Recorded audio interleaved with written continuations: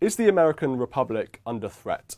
It's said to be under threat, mostly by the left, but it's a pretty resilient form of government. It's the only one of its type. It's the oldest democracy or constitutional republic in the country. It's weathered the Civil War, the Great Depression, the 60s cultural revolution.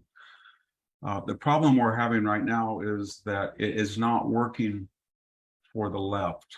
And so when it doesn't work for the left, they say the republic is in danger and they want to change the institution. So they want to get rid of the 180-year filibuster of the 150-year ninth Justice Supreme Court, the 233rd year of the Electoral College, the 60 years of the 50-state union, because they feel that the electorate is drifting away from them and their agendas, which they've implemented the last year and a half especially, do not warrant on any poll 50% support. And their president is at a historic low at 29% for a first-term president. So yeah, they think that's what we're told. But when you actually look, are elections being held? Are the agreed on winners taking power? Is legislation being passed? Yes, yes. I think the lockdown, the quarantines set the Western world in general a little crazy, but I think we're recovering from that. How seriously should we take them when they say they're going to pack the court or add DC as a 51st state and change the sort of, as you say, these historic kind of elements of the American Republic and Constitution? Because they've been saying these things, I guess, for a while now, the last few years at least, but they haven't done them yet. We should take them very seriously, because if you look at the Supreme Court, which was their darling for the last half century because it was a legislative, executive, and judicial branch all in one. And when an occasional Republican president wished to nominate justices that would bring a little bit of balance, they flipped. So Earl Warren flipped, and all the way to David Souter and John Paul Stevens and Potter Stevens, they all flipped. And now they don't. And so all of a sudden they want to pack the court, and to pack the court, they just need to eliminate the filibuster and get every Democrat on board. I don't know if they will or not. And then they can flip it, and then they can vote to restore the filibuster, which they said they would do because they're going to be a minority party and they'll need it in the fall.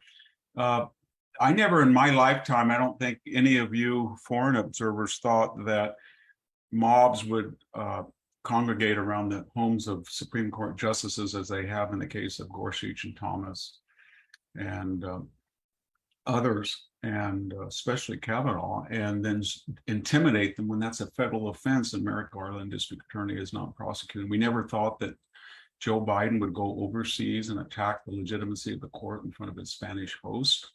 We never thought that they would talk about a 10-year-old who was forced to have an abortion because she could not obtain it in Ohio, and she went to Indiana. This was a result of incest, perhaps. And yet, from this point on, even liberal fact checkers can't find the victim. They can't find. The Ohio State Attorney General said this morning he's trying to desperately find the perpetrator to indict him.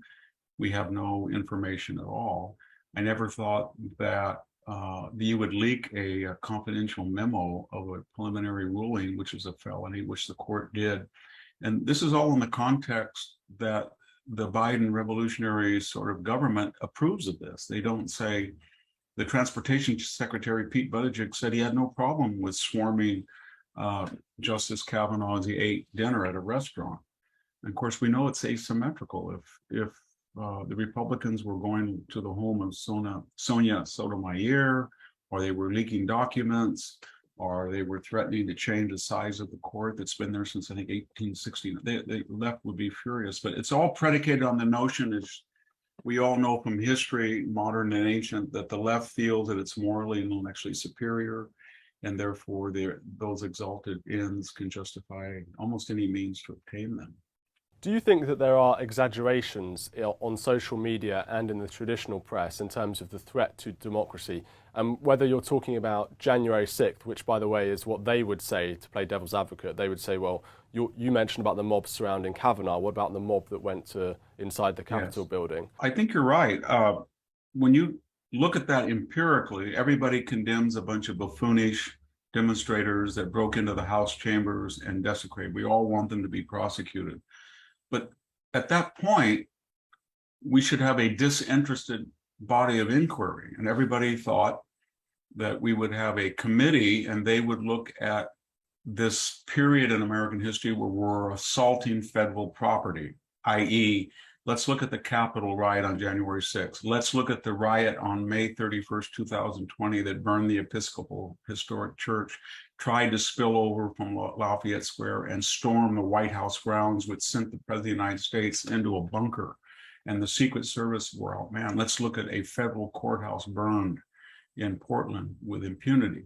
So we could have that inquiry. And then we have never in modern history said in the House that the minority party cannot put its members on a committee. The speaker always defers and says, you pick your members, we pick ours. But Nancy Pelosi, de facto, her criterion for membership of the January 6th committee was, we will take Republican House members that A, are not viable in the fall and will not be here next year, and B, voted to impeach Donald Trump.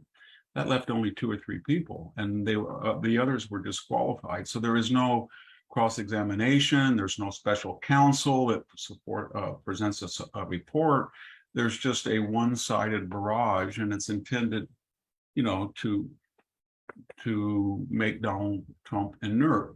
It might be ironic because some of the Republicans want him to be inert and have another candidate, and they may fulfill the Republican dream. But you can really see what I'm talking about illustrated very quickly by they're not interested in the number of FBI informants that were there on January 6th, even though Michael Rosenberg, who was the New York Times point man and had won a Pulitzer Prize, and he said in an unguarded moment that it was kind of a joke, everybody overreacted. He said there were FBI agents galore, and he thought it was just a picnic, a frolic, a buffoonish group of people with cow horns and such.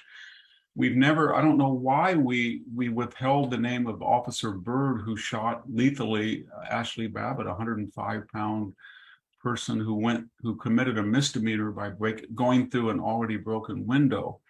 And we didn't get any information, even though it's common practice in the United States. The moment any officer lethally shoots an unarmed suspect, their picture, name, and IDs are plastered all over social media, the internet, and papers. That didn't happen. So there's something there about January 6th and the communications about the need for security between Nancy Pelosi and the Capitol. They're not released, the 14,000 hours of videos. If they lose the House, and I think they will, the left, then I think you're going to see a massive number of investigations about what actually happened on January 6th. It's not going to whitewash the people who desecrated the Capitol, but it's going to be, I think, very interesting because there's something there that the left does not want to talk about.